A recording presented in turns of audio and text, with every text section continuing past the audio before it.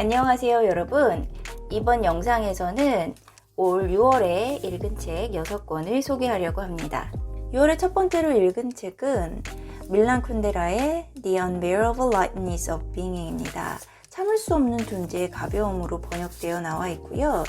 이 책은 소련군이 침공한 체코를 배경으로 잘나가는 외과의사이자 자유연애를 즐기는 토마스와 신분 상승을 꿈꾸며 6번의 우연을 거쳐 토마스를 만나 사랑하게 된 테레사의 이야기, 그리고 토마스의 화가 애인인 사비나와 사비나의 애인 프란츠의 이야기가 교차되어 전개되는데요.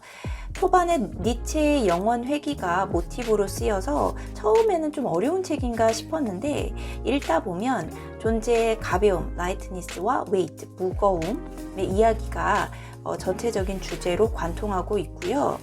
이 책을 제가 40대에 읽으니까요. 밀란 쿤데라 책이 상당히 재미있다고 해야 될까요? 재밌고 인상 깊게 읽었어요.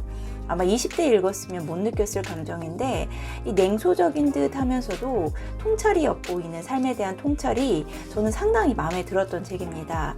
그래서 이렇게 하이라이트도 많이 쳤어요. 어차피 이 책은 계속 읽게 될 책이어서 그냥 마음껏 마음에 드는 구절마다 이렇게 밑줄도 그어가면서 읽었고요. 이 책이 너무 좋아서 밀란 쿤데라의 다른 책 농담도 한번 사봤어요. 이 책도 읽게 되면 나중에 후기 올리도록 하겠습니다. 저는 이 책 개인적으로 상당히 좋았습니다. 추천드립니다. 6월에 읽은 두 번째 책은 김영하 북클럽 6월의 책이었어요. 읽지 않은 책에 대해 말하는 법, 영어 번역본은 How to Talk About Books You Haven't Read 라는 책이었고요. 이 책은 피에르 바야르라는 프랑스 철학자이자 교수님이 쓰신 책인데요. 이 책이 번역본 제목이 읽지 않은 책에 대해서 말하는 법이잖아요. 정말 읽지 않은 책을 읽지 않고도 어떤 이야기든 할 수 있어야 한다. 책이란 결국 매개체일 뿐 어떤 이야기도 할 수 있어야 한다는, 또 자기가 스스로 창작자가 되어야 된다는 작가님의 주장이 이 다양한 사례나 작품들을 통해서 전개되는 책이었고요. 사실 처음에는 이 책이 좀 궤변이라고 생각해서 뭔 소리야 이러면서 좀 화내면서 읽었는데, 화낸 이유 중에 하나도 이 책이 상당히 어려웠어요.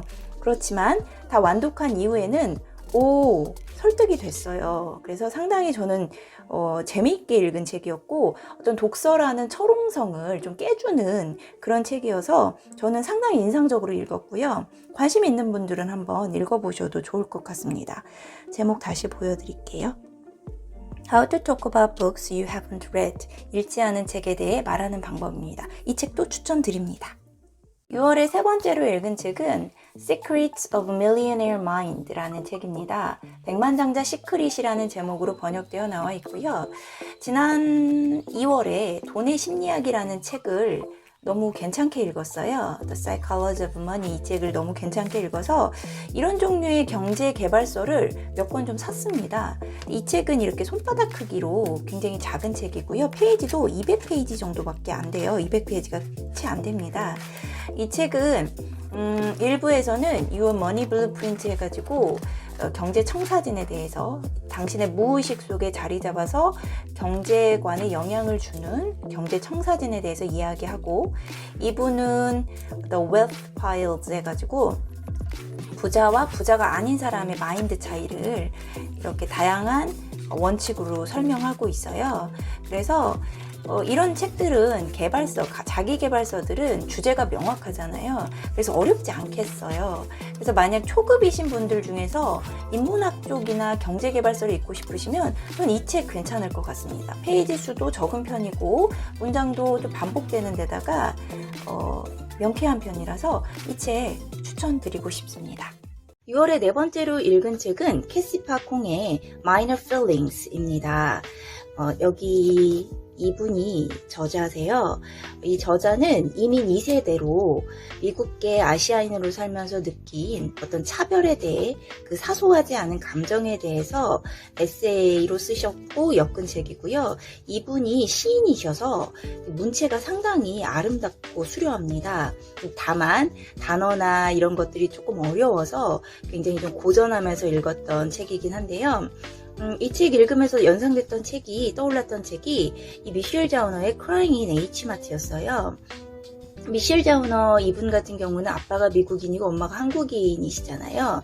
그래서 사실 이 책은 어떤 엄마와 딸의 관계성에 집중해서 포커스를 맞춰서 읽었다면, 이 책은 그 이민자, 어쩜 이민 2세대 미국계 아시안이라는 소수인으로서 소수자로 살면서 느낀 감정에 대해서 쓴 책이었습니다. 그래서 두 책 다 저는 굉장히 마음에 들었고, 혹시 관심 있는 분들은 함께 읽어보셔도 참 좋을 책이라고 생각합니다. 관심 있는 분들께 추천드리고 싶습니다. 6월에 마지막으로 읽은 책은 그 유명한 해리포터 시리즈입니다. 해리포터 시리즈가 총 7권인데 그 중에서 6월에는 1권과 2권을 읽었습니다. 사실 저는 해리포터 시리즈에 관심이 없어요. 재미가 없더라고요. 재미가 없어서 안 읽었었는데, 제 아이가 이제 해리포터 시리즈에 관심을 가지면서 그럼 엄마가 한번 먼저 읽어볼게, 이런 마음으로 읽기 시작했거든요. 사실 1권만 너무 재미없어서 한 3번 실패했던 책인데, 이번에는 읽으니까 또 읽을만 하더라고요. 페이지 수가 한 300페이지 정도 되고요. 이거는 아마 미국 버전인 걸로 알고 있습니다. 그래서 해리포터가 1권은 해리포터가 이제 호그와트 마법학교에 이렇게 입학해서 겪는 일 1년간을 이야기했고, 2편에서는 Chamber of Secret 해가지고 비밀의 방 문이 열려서 이제 그 비밀의 방 문이 열리면서 이제 여러 가지 사건이 생기는데, 그 사건의 범인으로 해리포터가 지목되면서 그 사건을 해결해가는 이야기였어요. 그래서 1, 2권 읽고 난 결론은 시리즈 읽어도 괜찮을 것 같다는 생각이 들었어요. 확실히 재미가 조금씩 생기더라고요. 그래서 1, 2권 다음부터 3권부터는 한 400페이지 되는 것 같아요. 페이지 수가 4, 5, 6, 7부터는 상당히 이렇게 늘어나기 때문에 앞으로 이 월말 결산 영상에 해리포터 이야기가, 책이 한 권씩 들어가게 될 것 같습니다. 앞으로 해리포터 시리즈는 한번 꾸준히 읽어서 후기 공유하도록 하겠습니다. 근데 사실 제가 이 해리포터 시리즈 책이 하나 더 있어요. 이 일러스트 버전을 해리포터 시리즈를 읽지도 않고는 샀었거든요. 샀었는데 이번에 해리포터 읽으면서 이 책도 같이 읽었어요. 근데 책이 얼마나 두껍냐면, 이게 지금 3권까지는 제가 가지고 있거든요. 아즈카반까지.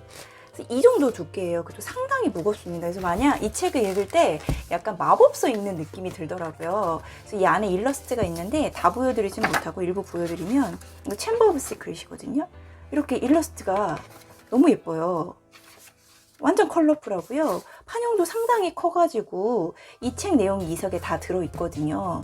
그래서 1권은 그냥 읽고 2권부터는 이 책으로 읽었는데, 정말 해리포터 마법서를 같이 공부하는 느낌처럼 읽어서 저 이 시리즈는 이제 앞으로 계속 살 건데 너무너무 추천드립니다. 제 아이도 이거 보더니 자기도 해리포터 진짜 읽고 싶다고, 이 책으로, 이 버전으로 읽고 싶다고 할 정도로 너무 좋아하더라고요. 그래서 해리포터가 약간 이제 고전이 될 것 같아요, 이 책은. 그런데 기왕에 사실 생각이시면 이 일러스트 버전 정말 강력 추천드립니다.